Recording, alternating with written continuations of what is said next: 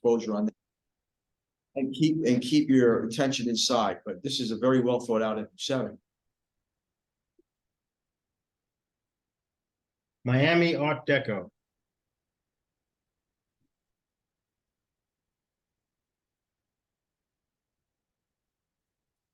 Very nice job with exposure. I think it's a very interesting building. I'm going to ask myself before I take the capture, what is it that drew my attention to this building? Is it the overall scene? I don't think so, because you cropped out so much of it. Is it the building? I would argue yes, because that's the most interesting, and you decided to center it and really make it out. Is it the palm trees? I think that they're more of an accessory piece in the maker's mind. I could be wrong, but that's my take on all this. So with that being said, I'm going to say the interplay between the shapes up here and the greens and the whites and the oranges really play against each other awesomely. And we're blocked out by so much of this palm tree that I think we're missing and competing with the main intent of why the maker even took this in the first place. When I look at my bottom edge, we've got something that's the brightest part at the bottom. Does it add anything to the overall nice part of the architecture up at the top?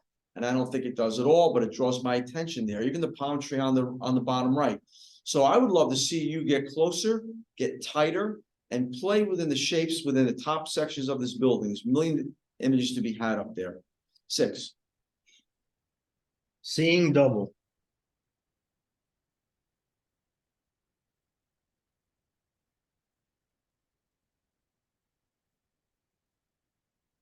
Pretty interesting feel to it. You know, mirror images aren't always the strongest in presentation, and there are no rules. It's only guidelines. The next thing is images broken directly down the middle, where the glass ends and your frame goes, is not usually the best place.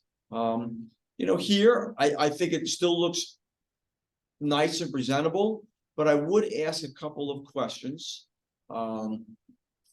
The first one is, if I'm going to take my eye through the image, you have something bright at this one side, takes my eye out of the image. Would I get rid of something like that? Would I do more effort if this person is very important in the frame? Would I dodge and burn so that I could separate them from the background? Because I'm kind of losing the head. If it wasn't for that 2 little white areas, I kind of lose the head. So would I bring that to more dominance? Would I change my perspective and get closer to the ground? I don't know. I play around with it more. Would I give more strength to one side versus the other instead of having 2 equidistant almost sections from the right side to the left side? 7. Art Deco Design.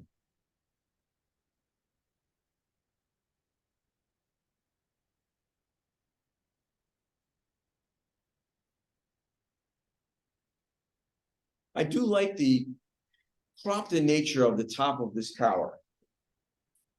I would argue whether or not it looks like we're really close, if not at the point, if it looks best touching the edge of the frame, or would I crop it lower or just show what's above the point? I would argue either way would be a benefit. Looks like we're just about touching.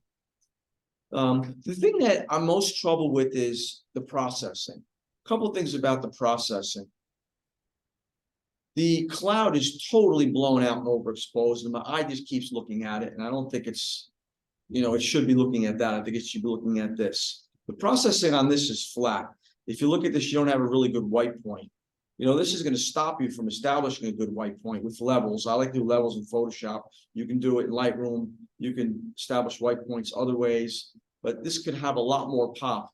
By making a lot more pop on the building, then the bluish tones here, hues here, would separate better from the bluish hues in the sky. You also have a little bit of a whitish halo going around the building, and I have to ask, why in the sky? Why is that? 6. All righty.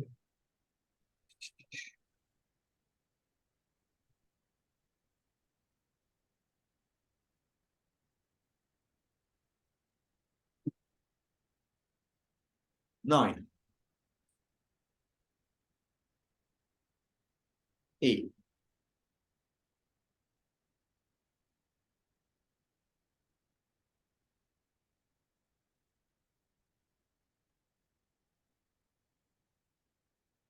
8. 9. 9.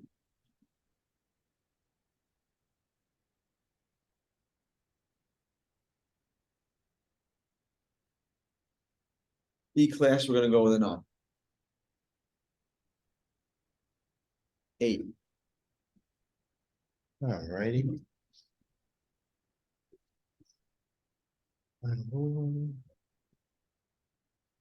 Mention.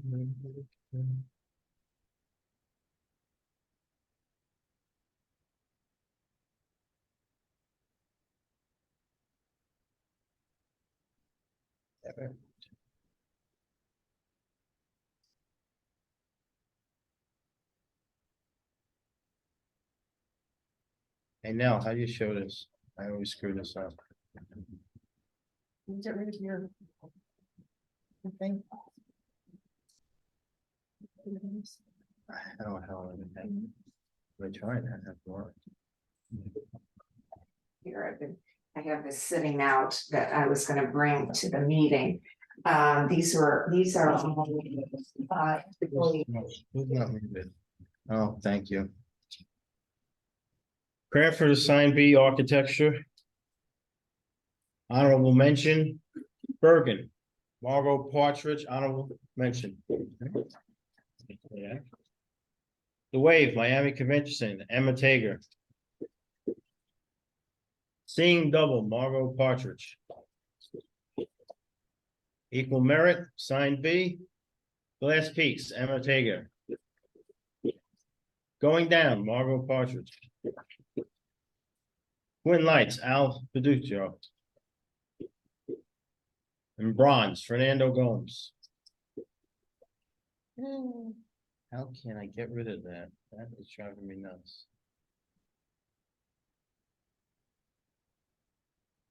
The good news is we get to see all of Neil's poses. He's got some great poses. Okay. 17 to score. It's driving me nuts, so sorry.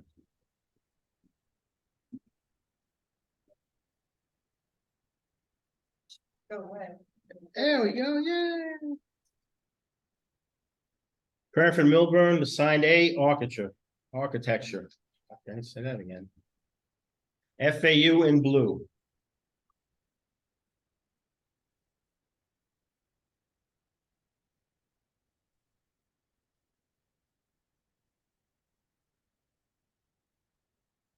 We've got a lot of interesting stuff going on here. You've got little fine details here. You've got windows to play, little shapes everywhere. You know, as is, your big broader areas are all on the left side right here. And where things really change more in the way they present architecturally and in shadow, they're all kind of merging and clumped on top of each other. And I wonder, you know, you're presenting it kind of flat plane, you know, you're right there, I'm kind of like directly facing the building. If you were able to position yourself in a way that you can start separating and committing to what are your focal points, what is most interesting, you know, this is really interesting and it's kind of right at an edge. Could you move to the right and do something with it and get it into play more on here? I don't know, I'd have to walk around this, but I think we could make this jump out a little bit more. 6. Corner office. So listen, you've kept me within the frame itself, which definitely does not let my mind lose focus with your pattern. It almost gives the sense that the pattern goes on indefinitely by keeping me in.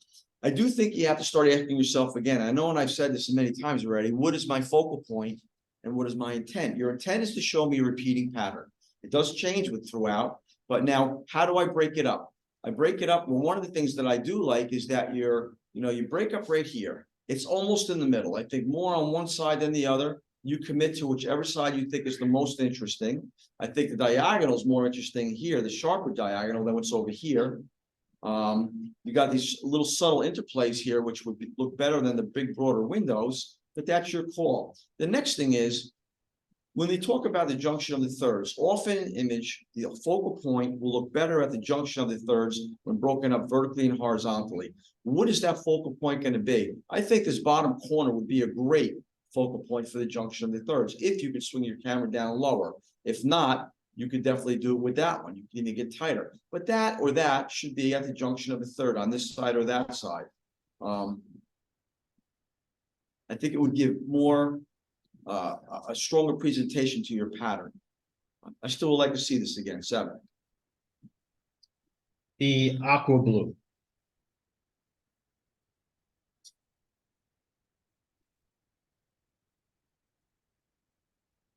I do appreciate the interplay between diagonals going this way and then going this way.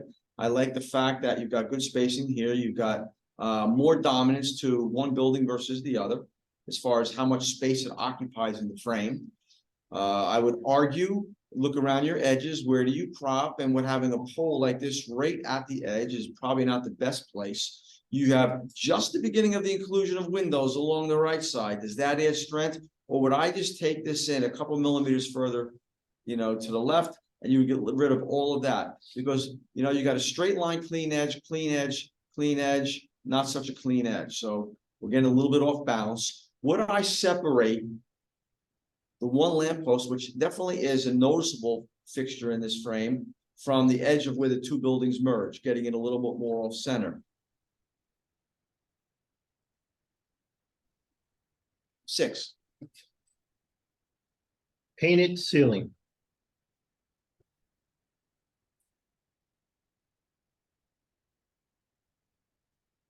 The internal framing of this is interesting. We've got lines that kind of push us down and in. Let's see if it's working better.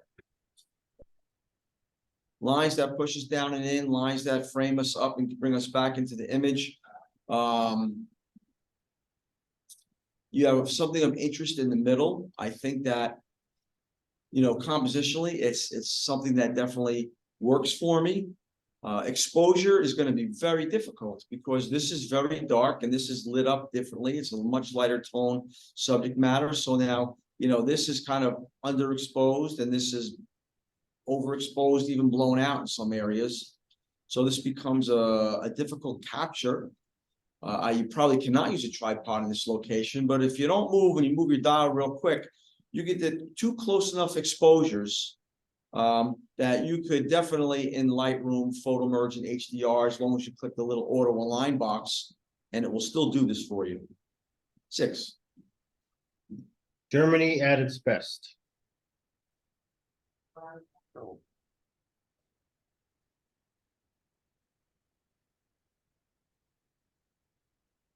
I think the maker has chosen a very interesting subject. We have a lot going on.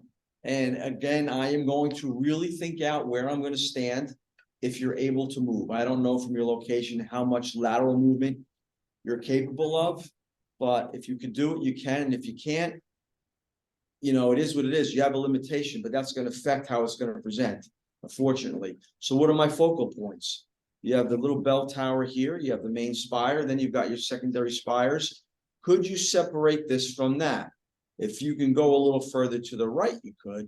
Would I keep that at an edge or not? Would I include that little spot on the bottom left? Because my eye looks at that edge. Would I clip the top of the spire there?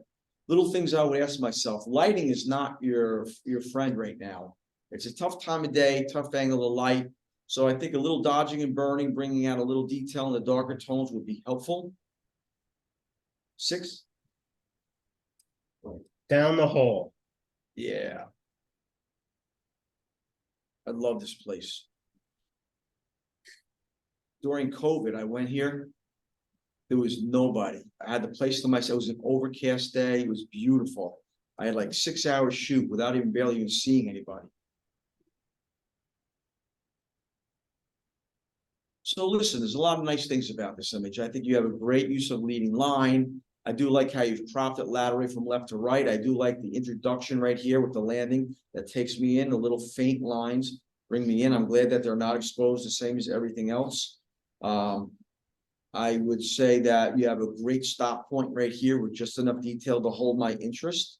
I do think that we could balance the exposure a little bit better We're probably a little bit bright in here. Now, if you want to do that on purpose to make the outer edge and the inner section separate more from the monotony in pattern and shape and texture, then it's fine. Would I though try separate exposures so you're not blowing out what's in different lighting than most of the rest of your scene? I would consider doing that. Still an awesome image. 7. 5 after 3.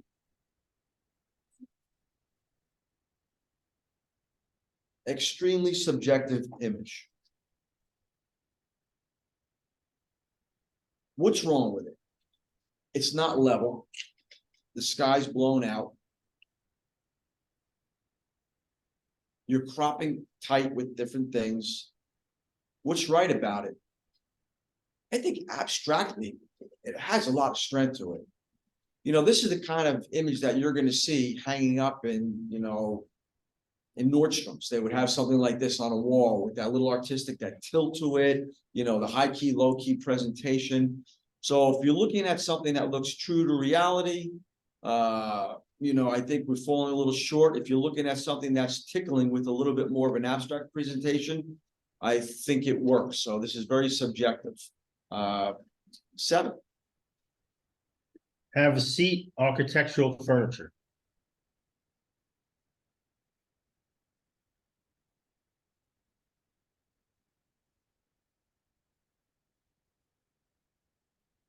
So for this particular image, we've got very nice use of subject, a form. We have some very interesting forms.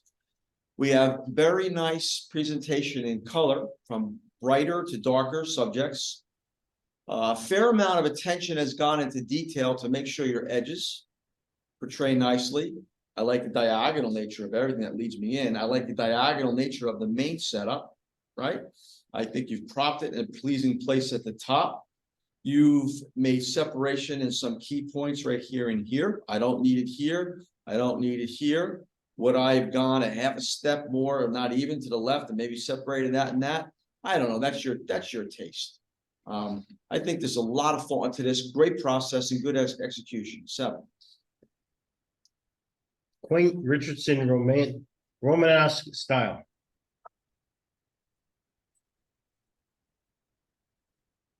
Very pleasing light. I think you lead me into the image very well.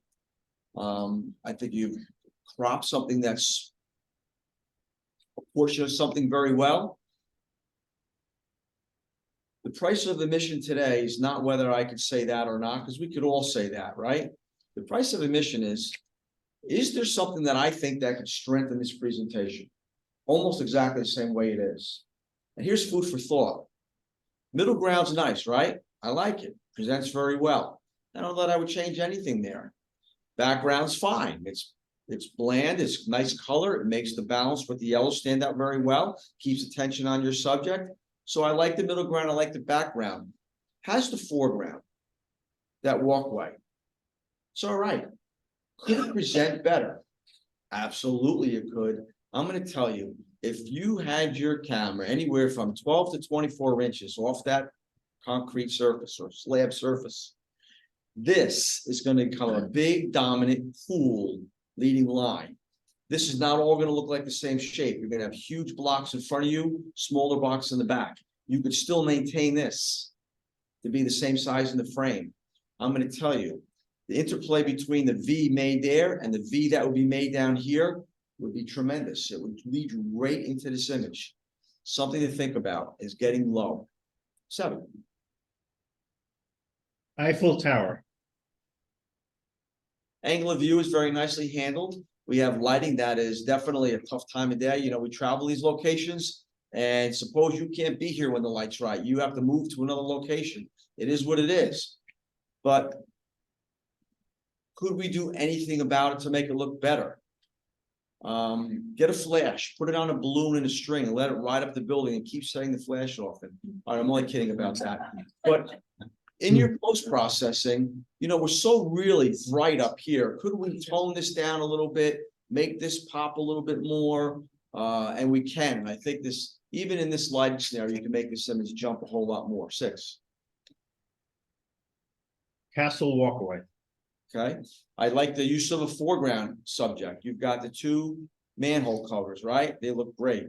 And I do appreciate how you anchor me with a wall right here, and then you come in, you've got your spacing over here. So let's ask a couple of questions about our angle of view. What's most interesting for the foreground?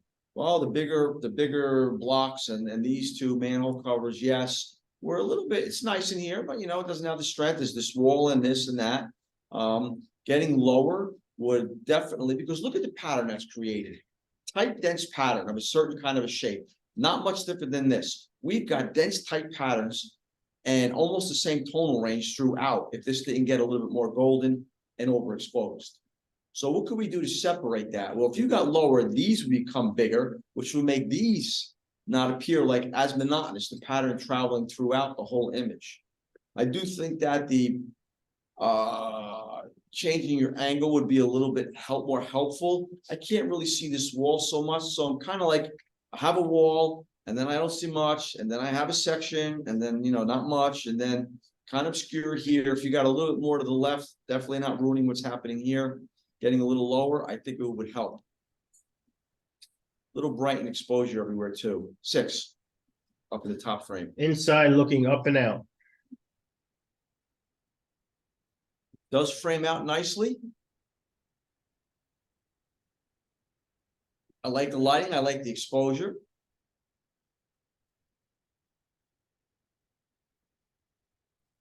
I have one little nitpicking thing to say. Anybody know what it is yet? Okay, clean edges, right? Clean edges. A little tiny blue area right there. I would clone that right out with that yellowy golden right next to it. What about that structure right there? It's the one thing in shape that stands out so differently than the monotony everywhere else. So if that's going to take on an identity as a serve a purpose, it's the only thing that doesn't have the same type of shape that is repeated throughout the image. I would crop that out. 7. Lots of squares.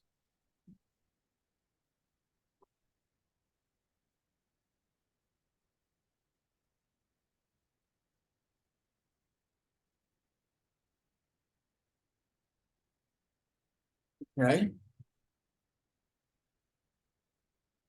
We definitely have lots of squares. The question is, what are my elements? We've got that, we've got the diagonals, we've got this, we've got the 2 windows. I think the rest is interesting and repeating, but these kind of stand out differently. These 3 areas stand out differently than anywhere else in the frame. With that being said, would I show a little bit more of those windows to kind of give some strength to the simplicity of that compared to the intricacy of all of the detail that's going on here? Would I take this horizontal, vertical, square format? I think I'd probably eliminate some of what's on the right and maybe think of more of a square format. I think might present better what you're doing here. 7. A kiss of architecture.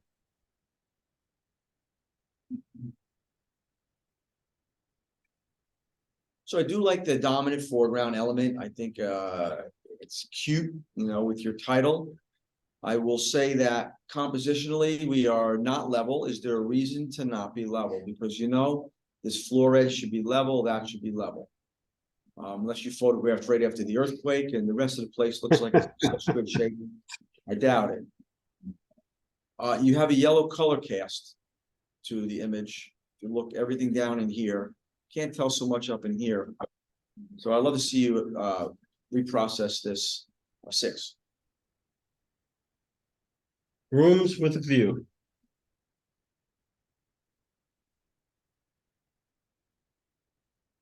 All right, very pleasing composition. You know, the way the light changes the balance between left side and right side, even though your shapes are very similar.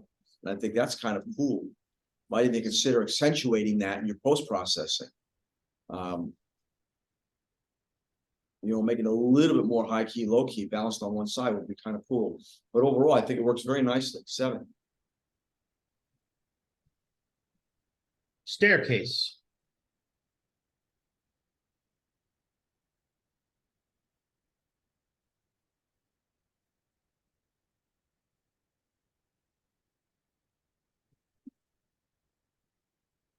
When I first looked at it, I was kind of by the by, I come and I'm out, I'm and I'm out, I come and I'm out. When I look at the overall shapes that are made, bone curve, slight curve, this curve, I still think it has a lot of that feel, except for the fact that I think this little bit of white that kind of comes in and goes like that changes the perception for me, because now I get a little bit more pattern in the swirl itself.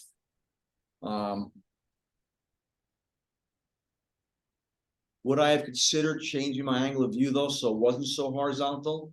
I'd play around with it and see what you think. There's a million pictures within the picture too. One thing I would comment on though is maybe perhaps just toning down some of the bright areas at the top. I think this is a good tone. Now we're getting bright at an edge and you're gonna start looking that way. The budget, or did I just pick that up on the website? In or out? It's not the website, because Jim wants it, he has seen it. Phil, give me 1 second. Can everybody at home please mute themselves? You know what's kind of interesting for me is the distortion of the convergence as you enter into here. I think that adds a fair amount of interest. I think your exposure is handled fairly well throughout. You know, this is kind of interesting. I would consider not in the scoring, but maybe not putting that at the edge, just including that. 7. Righty.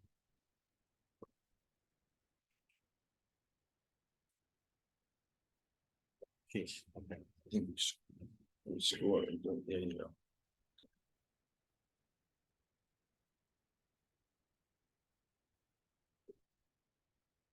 8. 9.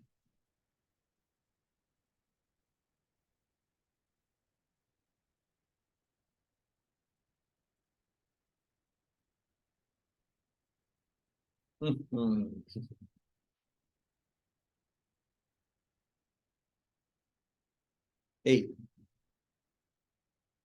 9.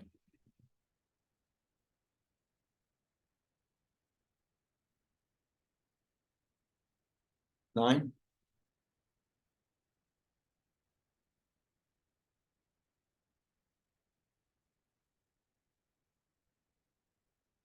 9. 8. 9.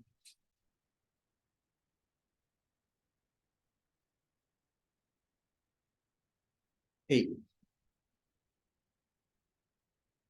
8.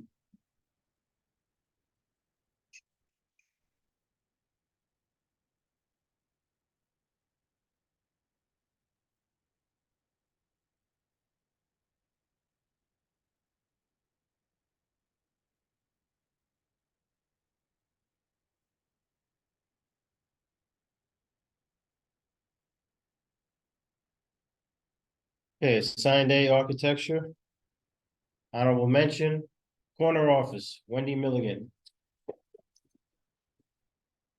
5 after 3, Neil Hunter. Lots of squares, Neil Hunter. Staircase, Wendy Capelitz. In or out, Nellie Stolers.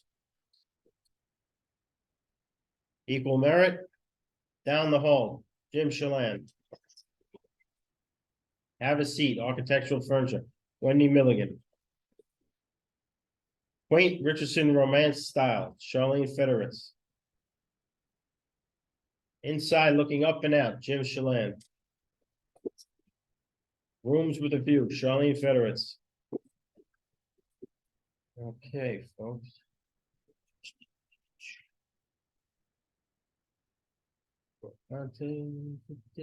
Design salon architecture.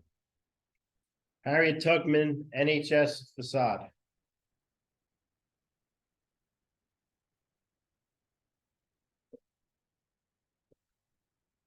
I think the maker has done a very nice job of selecting a very pleasing portion of what the maker of the actual structure has done. The change in shapes It's a change, subtle change in color, how it stands out against the other colors. You've exposed it well. I think you've cropped it very well. I like the pattern that you've created. 7. Modern.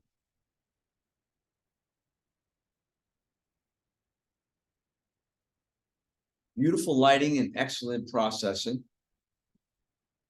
I like this being more toward the junction of the thirds. You kind of have more dominant leading me into it, less dominant, but brighter. So equal dominance in stature leads me into it. Again, you lead me in. We do have an area here that's kind of devoid of anything. The more I look at it, the more I'm actually starting to like that area. 7. Domino sugar.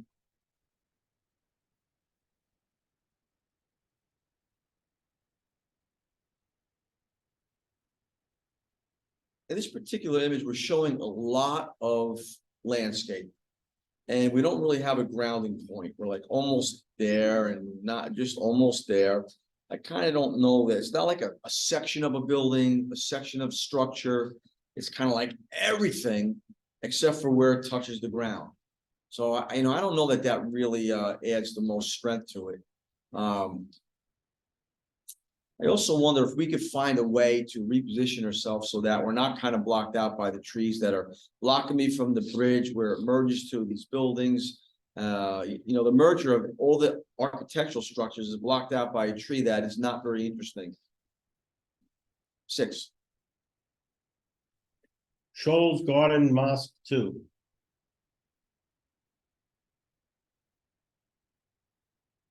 So we've got some very pleasing, even lighting. I love the position of the cloud on the top. I'm going to ask myself, my position as a photographer, am I doing justice to this subject to display it and show it, or am I delving into where I'm getting creative in its presentation? And I think those two things become a little bit different. I think you show me this mosque nicely. Do we really get into the creative zone? I'm going to start to argue that we've got 50% of the frame just about that is just cut grass. Is it very interesting for our composition? Does it give me a reason that it goes with the mosque itself?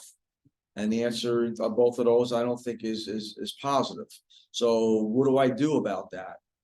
If you want to show this, I get rid of the ground. Or I wonder if you can't get on a different angle of view, more of a diagonal. Can you walk inside this? I don't know.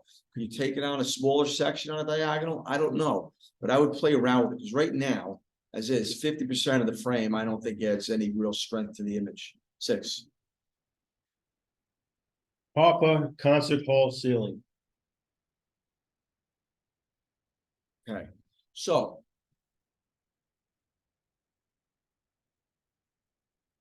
we've got a lot of nice stuff going on here. What are the things that I like the most? It's very busy.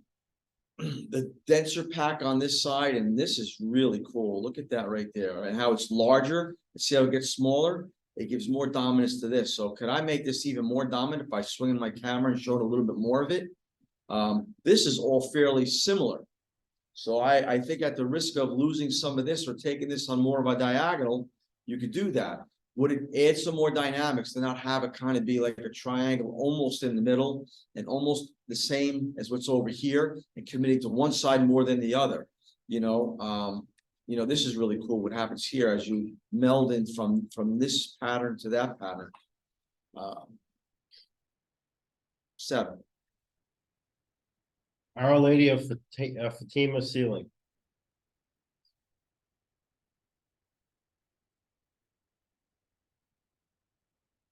So in use of color, I think a repeating pattern such as this is pretty interesting. I'm going to ask you a question. Is this a square, a vertical, or a horizontal format? Not how it's portrayed, but should it be? In this horizontal format, we've got these bright, more dominant, vast areas of yellow at the edges that keep taking my eye away. What's really cool is the repetitive pattern coming up the middle. So, more of a vertical, I think, would be stronger, depending on how far this repeats. If not, I would probably crop it right there. I think a lighter blue at the end and the lighter area of yellows in the middle would add more strength. We're almost devoid of detail in the yellow, so it's a matter of color in the architecture alone carrying the strength. 6. Lewis Arts Complex.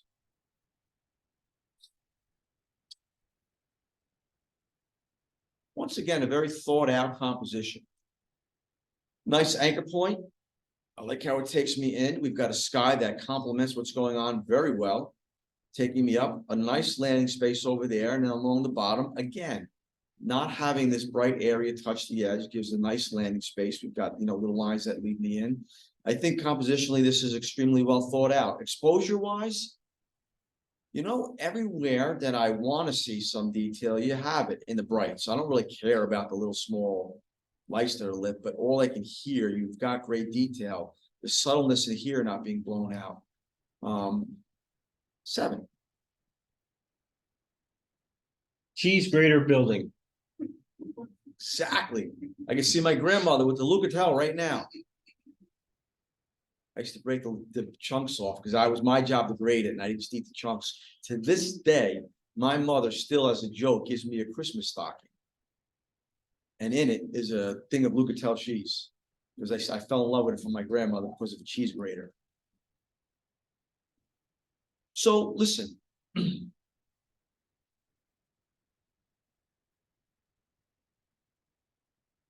I find the overall image very pleasing. We've got some really cool things happening here. The Empire, Manhattan, the cheese grater, some great color under here. You've elected to saturate your colors quite a bit, and in a pictorial type of competition,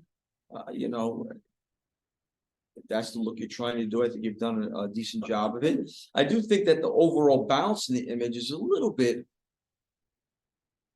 off. We've got the two dominant elements, one in the middle, one to the right of the middle, and the dominant of the cables to the right. And then the only thing that kind of holds the left side is the Empire State and that little bit of an arch. Otherwise, is that enough to balance the overall image? I think you're kind of teetering on that cusp, at least for my taste. I'd like to see it again, 7. Vienna Opera House.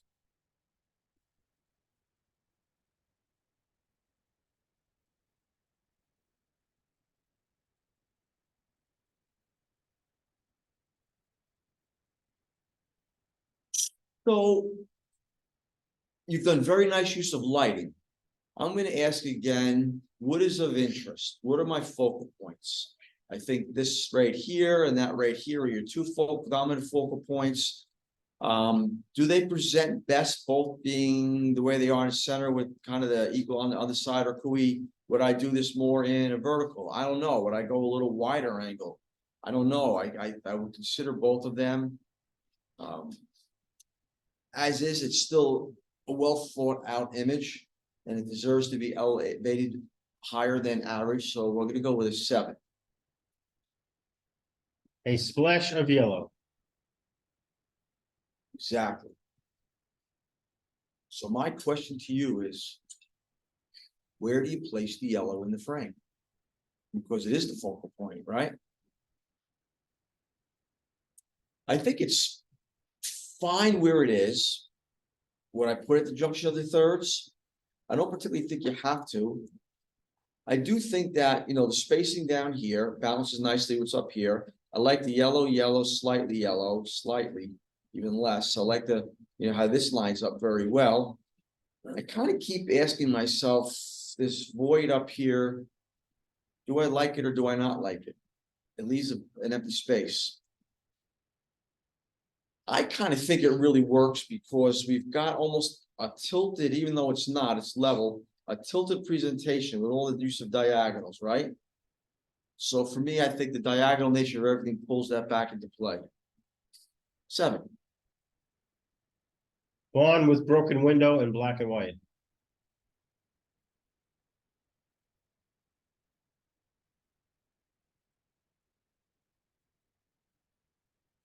Similar to the image before that we commented on the tilt and whatnot. In this particular image, I do think that the exposure on the sky being so bright, I keep, where my attention should be is in the textures of the wood here.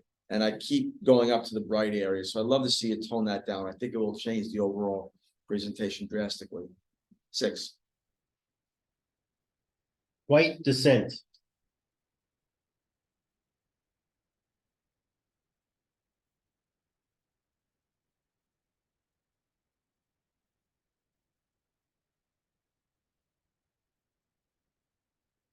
You know, I like your commitment to a lot of space onto this with a good space, decent spacing there. Might consider a little bit more if you could. The question I have more than anything is, would I try to turn my camera a little bit and create a little bit more of a diagonal pattern instead of horizontal, horizontal, little swirl, horizontal. The next thing is in my post-processing, it's really about the railings and the stairs. Is there anything else in the frame that keeps taking my attention away, and should it? Like whatever that is. Like that.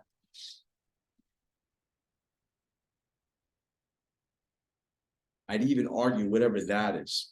I'd probably, if this was my image, clone that out. I don't know what it is.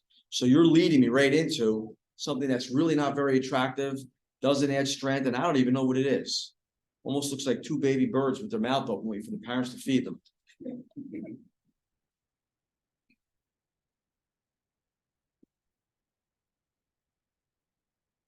7. Lincoln Center. Nice. See what getting low does? Nice big leading line that converges in, leads me in, this leads me in, that leads me in. You've elected to present this in more of a high key, low key processing. I think it works pretty well. I think your sky really complements what's going on here. 7. Look up in Prague. So the diagonal nature of your anchor point and how this leads in and cropped is all really very nice. I think what hurts you is, listen, I can't even tell where this goes out of your frame. It looks like part of your picture is missing, everything below that. So a thin white border would be helpful when you have dark on dark at an edge. The next thing is, would this look better even if you had the white border? It would still be a huge detailless black triangle. So more than one exposure, whatever you have to do, just enough to show a little bit of detail in here would be helpful. You're kind of blown out in here when you're processing. 6. Crossing into the darkness.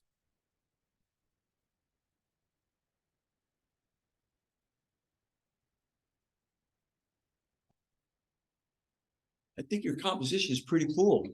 I do think your processing is hurting you a little bit. This thing is suspended almost in air. It wasn't for this because I can't see what's down here and here. This is your anchor part. You've got this monolithic structure embedding into the ground, and I lost what you're trying to show me in your anchor point. You're losing your anchor point in the back. If that's what you want to do, I am less bothered by that. It actually kind of looks cool in a way. I do think you're a little flat in your overall processing. You can make your white points a little bit brighter. If you look at your histogram, you're probably stopping shy of the edge. And if you bring it in, I think it's going to pop a little bit more. 6.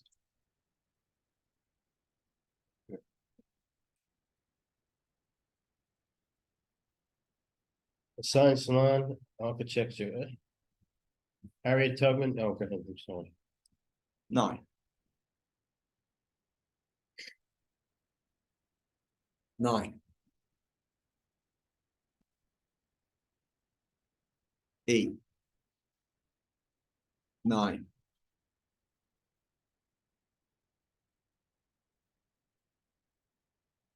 8. 7.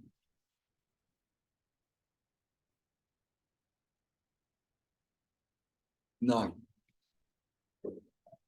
7.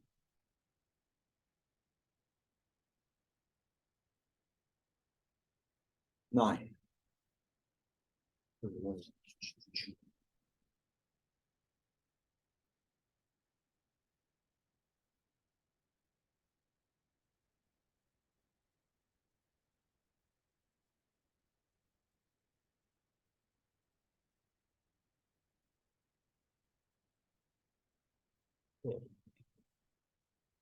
Honorable mention. Pop concert ceiling, Lenny McDonald. Cheese grater building, Peter Smegel. Equal merit, Harriet Tubman facade, Ellen Stein. Modern, excuse me, Arlene Soberetzi. There we go. Lewis Art Complex, Arlene Soberetzi. A Splash of Yellow, Lenny McDonald. Lincoln Center, Peter Smegel. Alrighty, people. If you're gonna pronounce Arlene's last name that way, you're not allowed to own that cheese grater in Lucatown. I was like, I'm screwing this up so bad. That's the one thing I was afraid of taking over. Okay, open.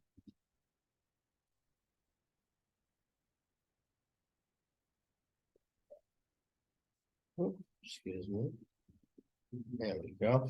Cranford-Millburn, open B. Light and shadow.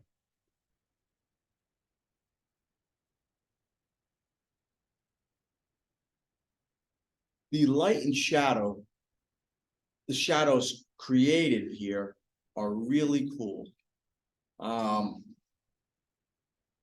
You know, the argument becomes, do you like that much dead space or not? Or would I stay more inside inside the light and shadow itself and not the distinct shadow that's everywhere else? But I gotta tell you, if you just look at this almost with your eyes crossed, the overall shape that's created by what's light is kind of cool as it balances into the area shadow with a little bit of detail up here. 7. Glamour.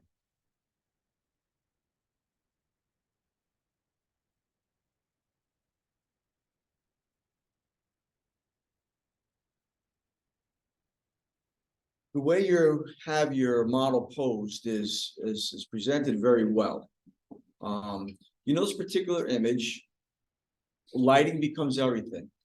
So first of all, we have absolutely no detail in the dress, in the dark areas of the dress or in the sleeves, and I think that kind of works against you a little bit. When we look at the brighter areas, where do you want my focus to go? Is it on the model? Is it on the curtain? Because I think the curtain is, I'd love to see you tone that down and, you know, kind of lighten the dress a little bit. I think you can balance this exposure better. 6. Old churn.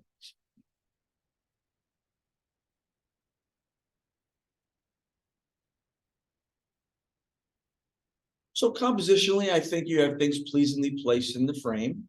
I think you've cropped out your edges well. I will say that we have a color cast in this image. You know, look at this lightish green hue that's everywhere. So I think your white balance is off.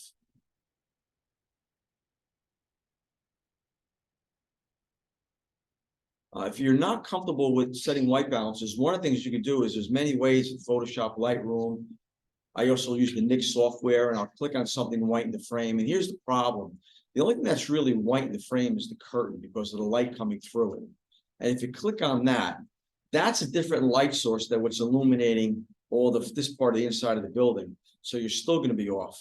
I bought on the internet these little tiny white cards that you can just lay on the scene, take a picture with it, and then take it out and take your actual picture. And then when I get to the computer, I can put the little eyedropper on the little white card. It'll tell me what my white balance is going to be. And then on the next image, I just go to that setting.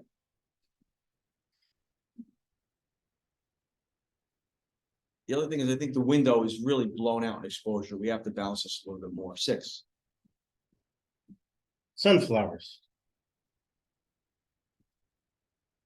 I like the fact that you got close to one, giving one sunflower much more dominance, separating it from all the rest. So you kind of lead my eye through the different layers of sunflowers. With that being said, they kind of all seem to merge over each other. We're not getting any good separation. Part of that is the cluster of sunflowers that you chose.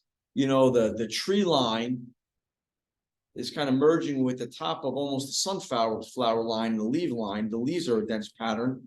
So trying to find a little simpler area where you can position things a little bit better, I think would be helpful. 6. Sorry. Metal ribbons. Okay, beautiful light, great exposure. We've got a lot of cool patterns in here. And what are the really cool patterns? Well, you know, this is really cool. That's really cool. This is really cool. I'd almost wonder, would this look better if you swung the camera up a little bit and you've got this, which leads me into that, which stops somewhere in here? I don't know. I'd play around with it because, you know, you got all these bigger shapes here and then they kind of disappear on the bottom section. Just something to think about. 7. Grilled. I do like the presentation of the grill in the frame. The problem is my focus keeps coming off the grill at all the bright spots all in the top part of the frame. So balance of exposure throughout this, I think, is struggling a little bit. 6. SBD dauntless takeoff.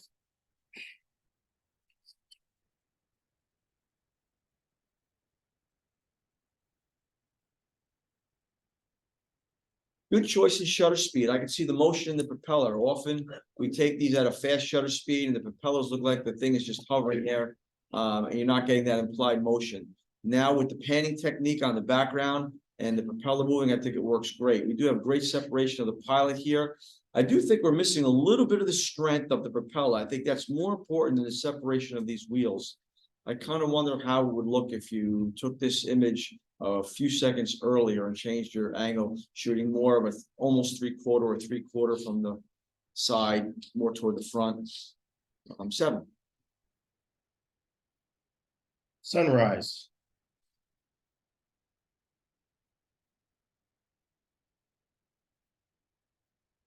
Beautiful lighting. I think you've done a nice job with exposure, but now I'm going to ask myself some questions. How's my foreground? The water. It's all right. How's my middle ground? There's things of interest, but they're kind of really thin, running horizontal in the frame, making a little static of presentation. I have something here, then nothing again till here, and then a couple of things here. How's my sky? The most dramatic of everything. Would I change my perspective so that I would give more dominance to one thing or the other? Here, I probably would get closer to the water, so I could still show a lot of water and then have more space for the sky. Would I zoom in on something? I don't know that you can really zoom in super cool because we're not really getting a great presentation of what is practically in silhouette here. I do think that zooming in would be helpful, but then you're going to have a problem with the sky. You're not going to see as much of the expanse of the sky. 6. Leaf study. All right, we're delving into the world of getting tight within the leaves themselves. Couple of questions now. Is there a leaf in particular or a section of a leaf that is most interesting? And is there a focal point? Well, I think the twist is super cool. Otherwise, we're kind of like running together with the cluster that you chose. Would I get in tighter so we don't have straight up and down red, straight up and down red, straight up and out of the frame red, straight red, and then a hint of green at an edge, hit the green up the top, looks like chunks have been taken out. Would I keep my mind into one of my viewer's mind somewhere in the frame itself? Be careful of little things like that, bright at an edge. 6. Night heron.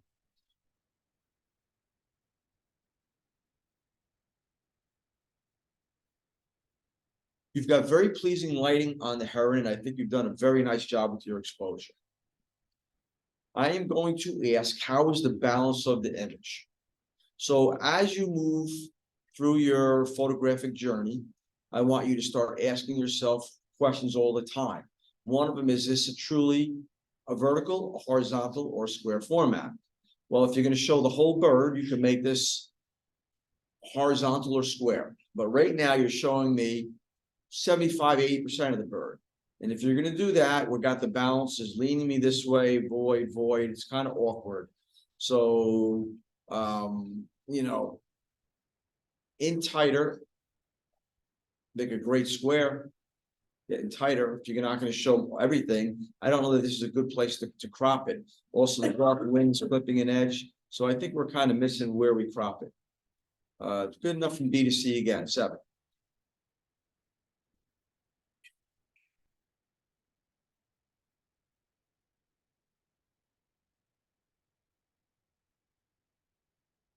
Nine.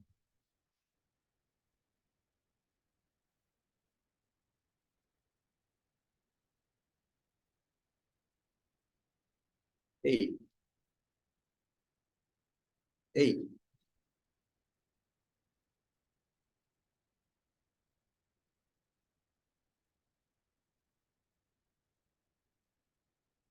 7.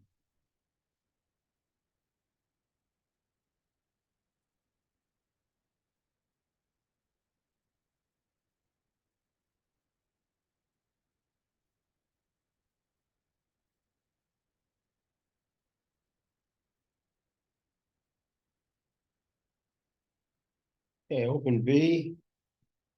Honorable mention, metal ribbons, Emma Taker. SPD Dauntless Takeoff, Alf Guccio.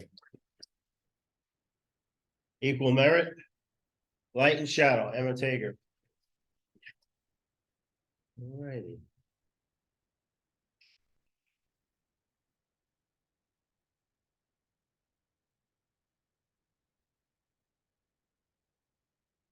Open A, I Found a Mermaid.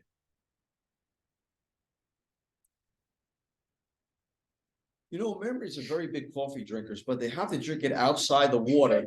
Otherwise, it gets diluted with the water that they're in. Just so you know how that works. I read a study on it. You know, overall, it's a pleasing composition. I think it adds humor, having the cup of coffee there and the newspaper, the mermaids coming out to drink. You know, she's got tattoos.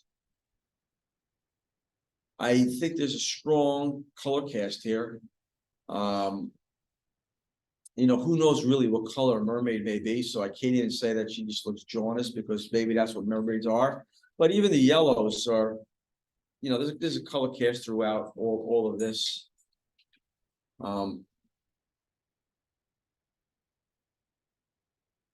The next thing is when we're looking at model photography, I think the expression in the model's expressions in some way intrigue the viewer and take a sense of place. Having them just smiling for the camera, take a picture. You know, unless she's laughing at me because it's the first time I'm seeing a mermaid, she knows I'm in shock. But am I stretching by saying that? 6. A Pirate's Life.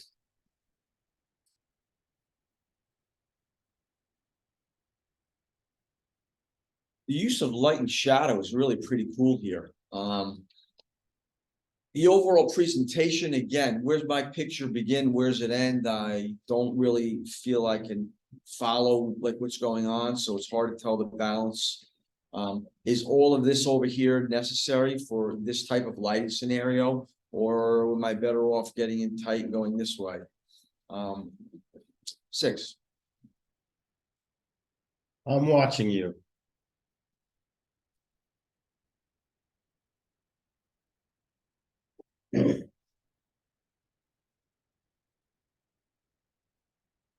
The placement of the her in the frame is great. The perch is very nice.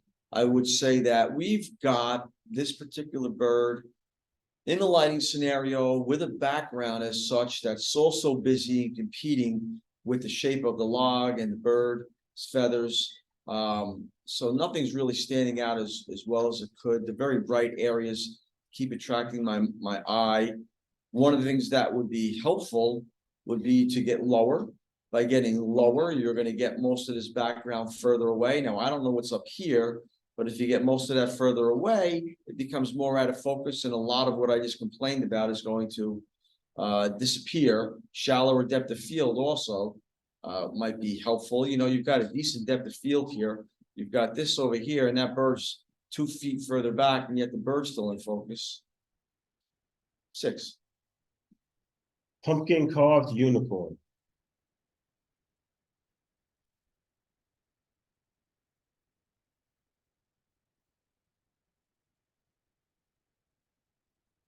Well, definitely you see the white border and how it helps knowing where the picture begins and where it ends.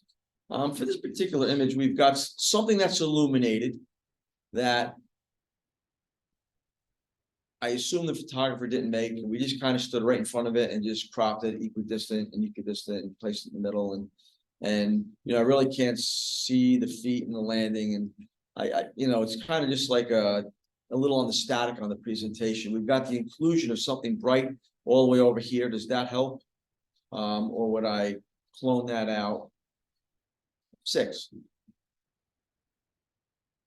Clock and the, oh, try that one. You say, Dorsey. Nice. You nailed it.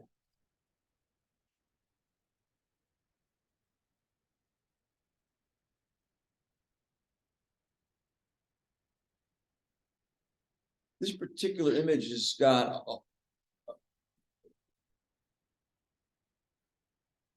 a nice interplay between the clock and its background. You've elected to move into a square format, which I think is kind of cool. I am going to say that I can see the white border, I can see the white border, I can see it, and I can't see it. So what would I do? Probably like my white border a little bit thicker. I'm not even a big fan of bigger, thicker white borders, but it almost presents where I kind of lose it again here. So I think this particular image, it should be a little bit bigger in pixel size. Not in the scoring, something to measure, just to mention.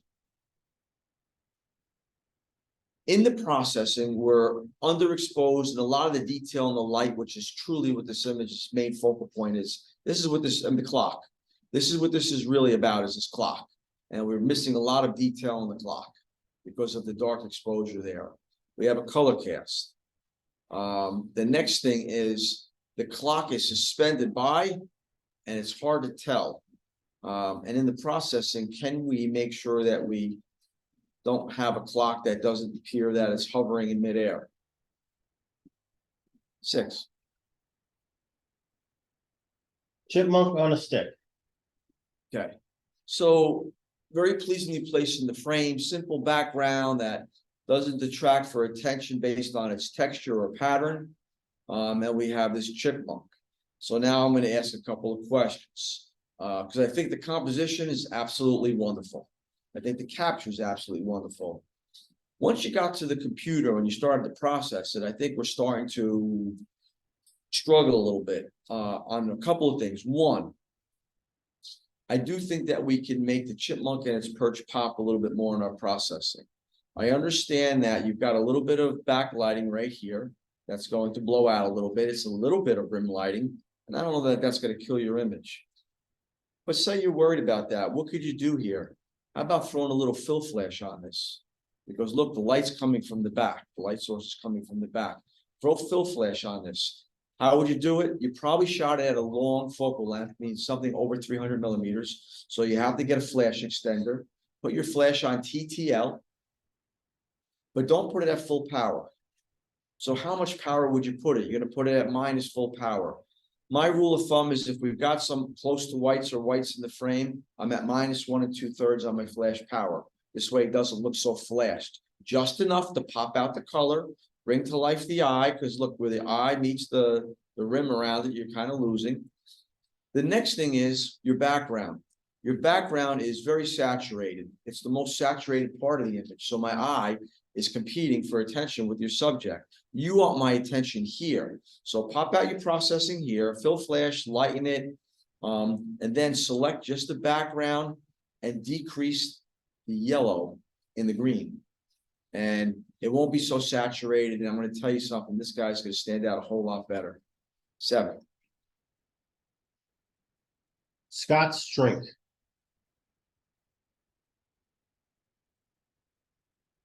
Scott has not touched any alcohol for 6 months, and that's why everything is dry. Congratulations to Scott. We all have a round of applause for Scott. Is this vertical? I think it's tilted a little to the left. Should it be? I don't know. Maybe I'm missing something. I do love the use of color, the placement of elements in the frame. If you want to have these two things merged together, and now this is not working right. The drink and the bottle, that's fine, but would I have them almost their edges line up? Would I overlap them more or separate them? I would think about that. 7. Nobody.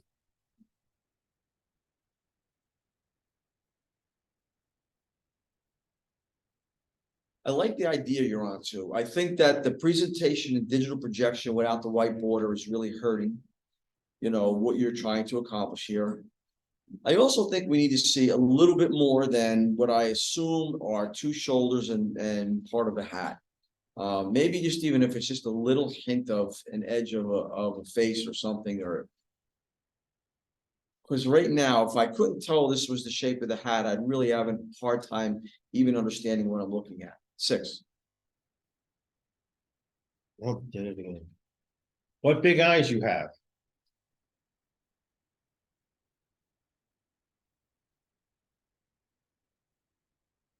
I appreciate you getting it tight, keeping attention on the focus and the stare. I think that works very well. I'm gonna ask a couple of questions. When you have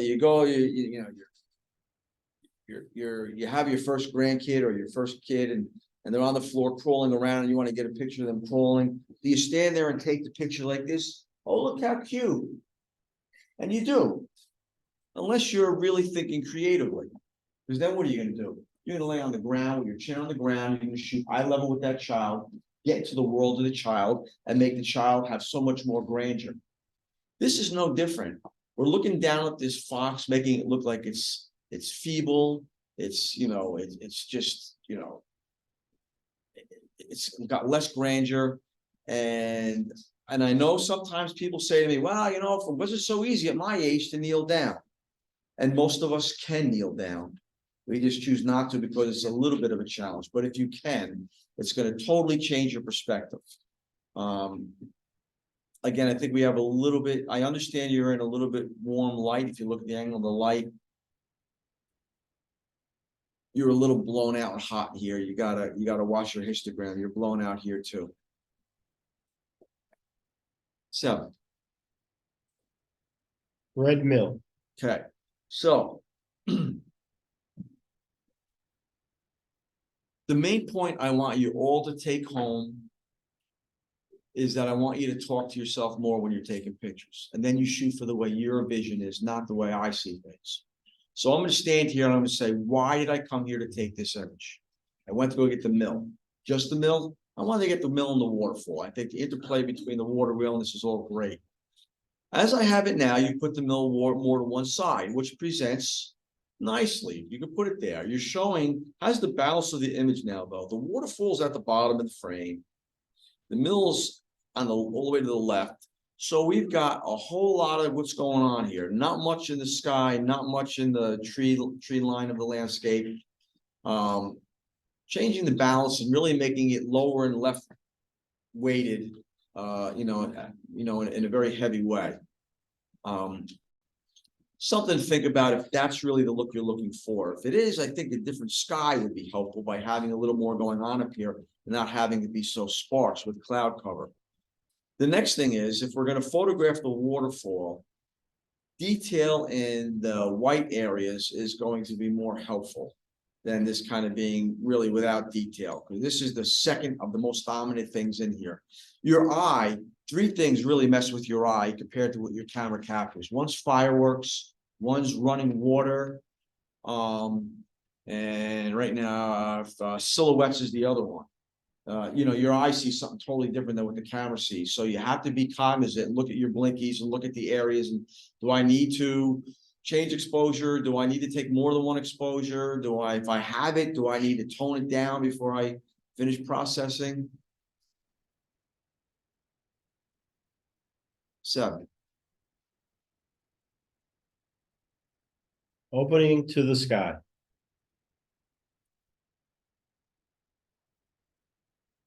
Kind of a cool concept. I do like the offset nature of this. I just kind of think that by making the layers the way you did, and because it's so stark to so bright, that it almost looks like you have cut edges. And I just think it changes the overall feel for me. 6. Sourdough cap. Yeah. Okay, so. Almost looks like a pumpkin's face, right? There's one eye, the other eye, the nose, you know, the mouth, Halloween, the hole on the top of the pumpkin. I like the fact you're getting tight and you're filling the frame, but now let's start asking some questions. One, we're presenting it in a very centered way. We're getting light fall off at the edges. We're getting focus fall off. So what is in focus is kind of this. Is that enough to hold it? The light is coming in with a unidirectional light source, looks very flashed in one spot. You know, it's brighter on the top than on the bottom. Looks like it's probably in the camera hot shoe, and that's creating shadows and making it look a little contrasty throughout. We have a pattern that's pretty dense. We have a pattern that's pretty dense in the background. Do they work well together, or are they competing for attention? We have bright spots at the edges. Would I get rid of those?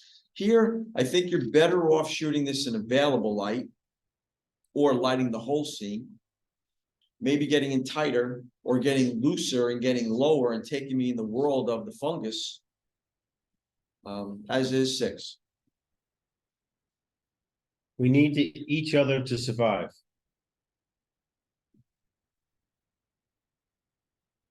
From the mollusks to our avian friend to our crustacean.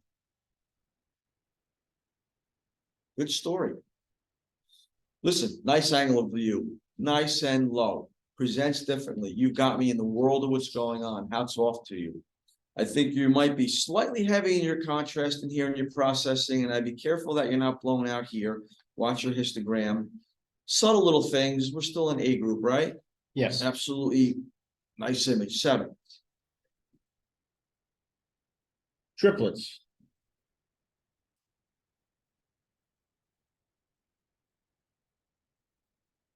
You know, I think the interplay of the 3 birds in flight is really cool.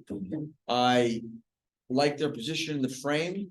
I like your high key, low key presentation very much. The only thing that troubles me is it presents as 3 decapitated birds. If I didn't look at the edge of the wings, I couldn't even really tell which way things were facing.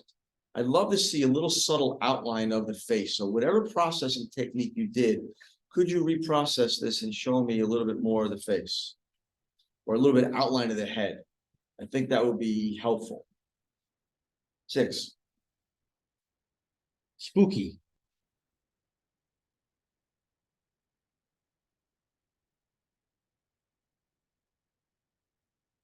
All right, very interesting cluster. You know, you realize that your eye sees detail in the land and the low dense shrubbery. Your camera sensor does not. So you've eliminated most of this, which I think is great if you're going to present it this way and not open up some shadow down there. I think a little shadow down there might be helpful, not too much, but I think a little bit more exposure would be helpful. If you could ask a couple of questions. What's really cool about this?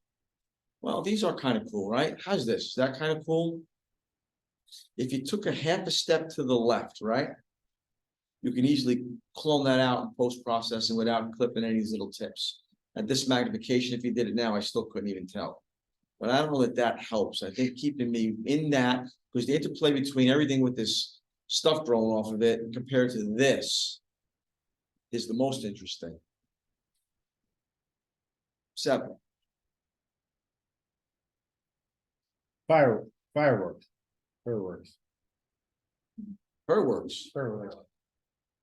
All right. I usually have my glass of wine after I've already labeled my images. I think it's helpful, and it actually kind of looks like Fern. You probably did it on purpose. Maybe.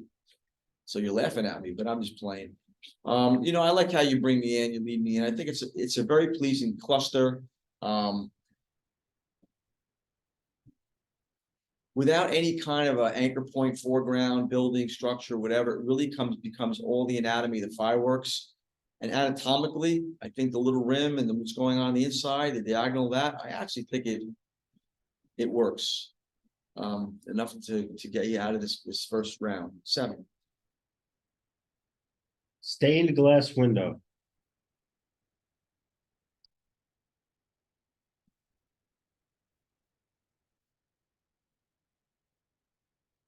So you've elected to get in nice and tight, which is fine. If you want to simplify, simplicity often is the better presentation. Where's my focal point and where's it placed in the frame? Is the first question I'm going to ask. Is there an overall pattern that's created? Well, in a way there is, right? There, up and down, cluster of 3, cluster of 3, cluster of 2, cluster of 2, these at the edge, diagonal. So I think that works well. Is this truly centered? It's pretty darn close. Is it perfectly centered? With the grids in the computer, I think it would probably be a little bit off. What should it be in the center? I don't know. As a nitpicker, I would say yes, not taking points off for it. Something to think about. Do we have detail throughout this image? You just want to show me the colored glass, so I don't really necessarily need detail in the dark areas if that's not what your intent is. But do I have detail in the bright areas? And some of them are, I think, a little on the hot and blown outside. You could bring some of those details out. So dodging burning, more than one exposure, I think would be helpful and make this image present stronger. 6. Raining chains. Okay. So we have a pattern that's created. It's a fairly monotonous pattern, right? We've got four ground vertical rows, 2 of those rows in the background. Do we have one of these that acts as a focal point or an anchor point? Is anything at the junction of the thirds?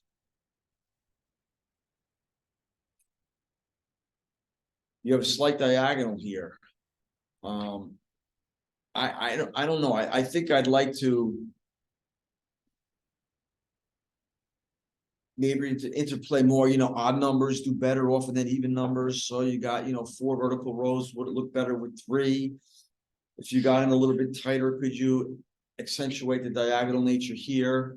I don't know. I would play around with it. Is it exposed properly or is it for rust a little on the overexposed side? 7.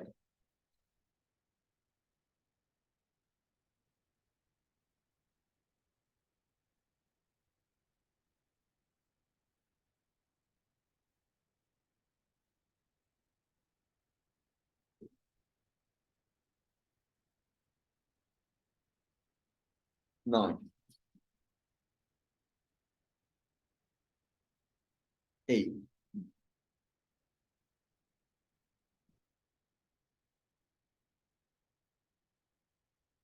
8. 7. 9. 7.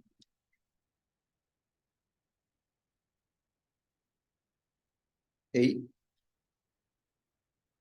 7.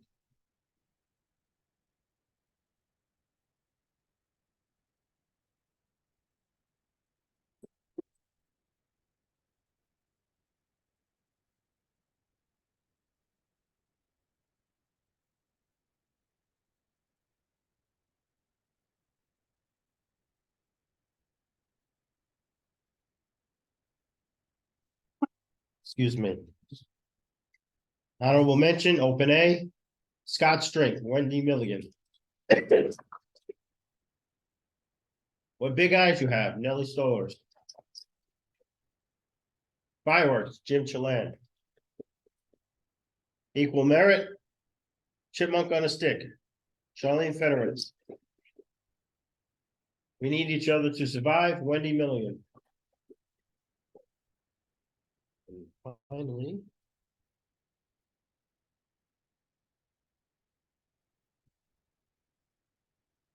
Open Salon. Hanging on.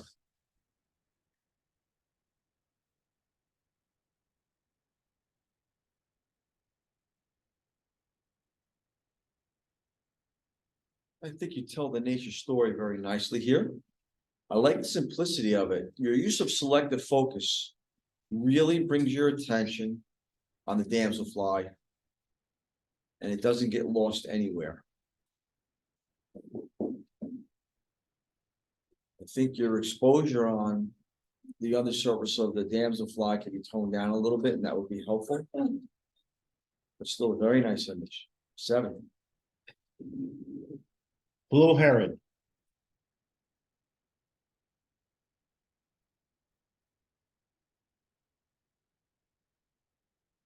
You've depressed the shutter at a great point in time.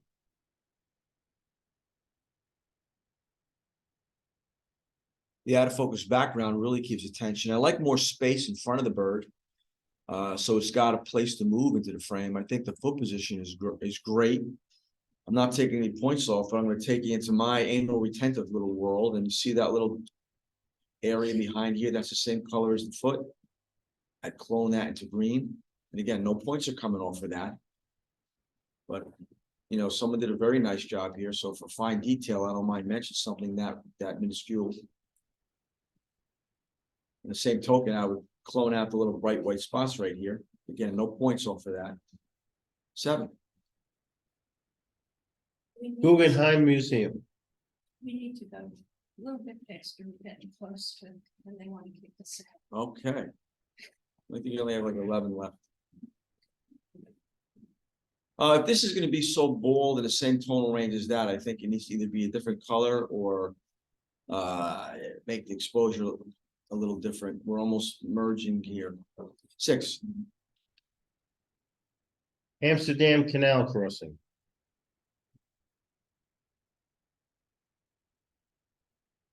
Pleasing feel to it. I like the way you've broken it up compositionally. It does have a little bit of a distorted, warped look because of possibly wide angle presentation.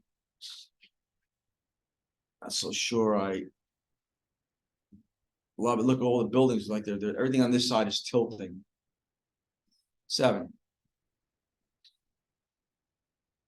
Northern Heron.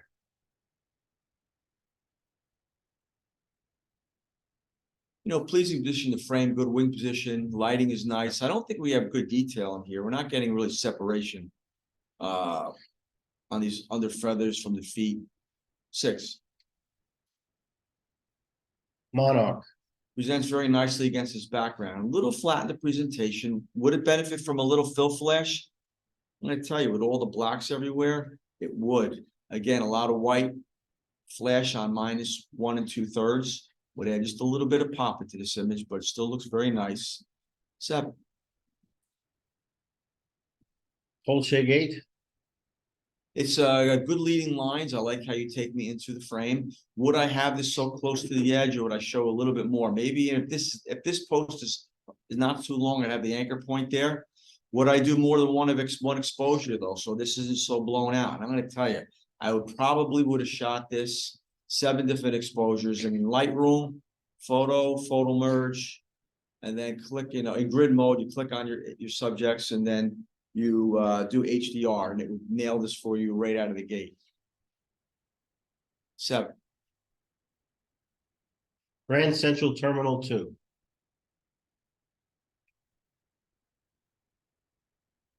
You know, for me, the wide angle distortion frames it very nicely, but when I get into the bulk of this image, which is 50%, I just think that what holds my interest is not strong enough to compete with your framing. 6. Summer Fun. I like what you're doing here. I like your lighting. I like your angle of light. You know, a couple things. One, are we really vertical? We're not. We're really tilted. Is there a reason to be tilted? I don't know. But the story really is that kid. And I think if that kid was larger in your frame, if you were kneeling over here, I think it would really change everything. The couple people you have are kind of all in the same plane right here. 7. Dahlia Center. A very pleasing exposure. You've elected to present this in kind of a very muted form. We don't have a strong black point. And I kind of think it looks cool that way. It looks a little bit more abstract, almost looks like a painting more than a photograph by doing that. I would argue that it would present a little bit better if you kept my eye within the flower itself. You know, the triangles here, only in certain spots, but not over here. Change the overall balance. 7. A little bright in the middle. Northern Lights, Just enough light in the foreground to bring it to life itself. I think you have a nice cluster. You lead in well.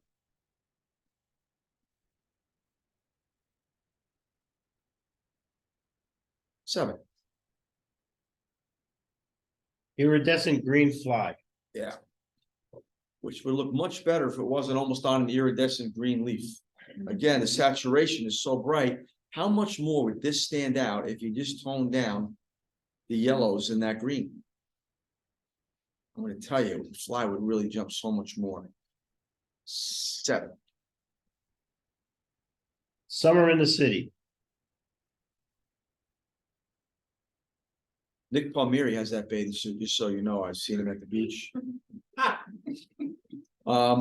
You know, you've got a nice leading line. I just think your exposure is kind of on the bright side, first of all, and this kind of leads me out. I think I'd reposition myself a little bit.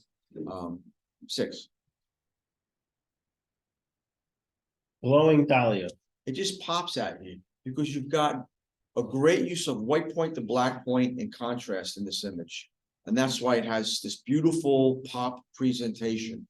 So if you looked at your levels, you're going to see your histogram is going to be just shy. It's going to touch that side, but that doesn't matter because it's all of this, and you're going to have a great number in the middle. 7. All right. There we go. 9.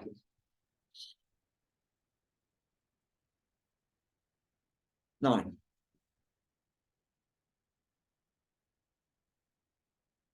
8.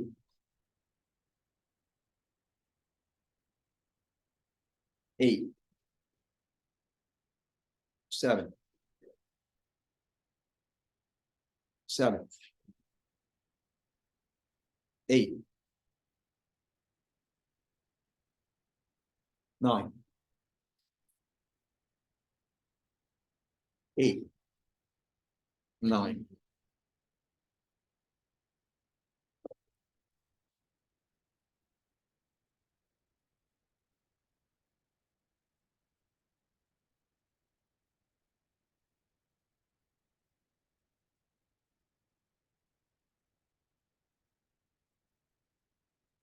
Open Salon, honorable mention. Amsterdam Canal Crossing, Peter Schmegel. Monarch, Arlene Soperense. I'll get that right one day. Dahlia Center, Ellen Stein. Iridescent Green Fly, Lenny McDonald. Open Salon, Equal Merit. Hanging On, how do you pronounce that? Sopranzetti, you gotta go like Sopranzetti. you gotta go like this. Oh, Arlene, too. I'm half Right. Italian too. I'm sorry, go back to that one. Sorry about that, Arlene. Blue Heron, Lenny McDonald. Northern Lights, Arlene Soperense. Glowing Dahlia, Ellen Stein. Thank you, folks. don't worry, Arlene. I know you can make a good meatball no matter what he says. Thank you for pitch hitting. Bill, Well, what- thank you for pitch hitting. For pinch hitting? Yeah, he's learning. Oh, yeah. Yeah. Does anybody Okay, a minute. online have any questions? Okay, if not, I'll say good night to everybody online.